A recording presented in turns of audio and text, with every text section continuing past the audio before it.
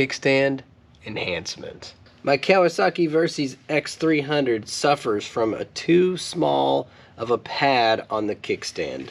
It's not even 2 inches long and barely even an inch wide. When you kick this thing down and you're on loose sand or maybe some wet ground, the weight of this 390 pound bike is just too much for this thing. It sinks slowly into the ground. When you really want to get out on the trails with this thing, it's lacking. Some people call this kickstand enhancement a waste of money. When you're out on the trail, you can use a rock. You could use an old grinding disc. You could use a hockey puck or $100 bills. But that stuff isn't always within arm's reach. If you've got this kickstand enhancement on there, you're good to go. I bought this thing on Amazon and it is every bit of 3.5 inches long and well in excess of 2 inches wide. That's over 2.25 inch wide. I'm going to install this thing on my kickstand so that when I'm out on the dirt, I don't have to worry about sinking in. No permanent modifications required. You just need a 3mm Allen key, which you probably got on your last IKEA purchase. Remove the 3 Allen bolts off the kickstand. Carefully install on the kickstand.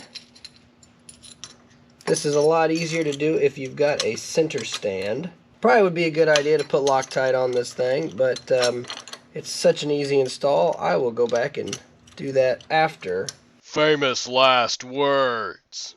So well made that a 3mm is not even working on this last bolt. There you go, done. It looks great, it functions. Definitely will be happy with this. Now for the final test.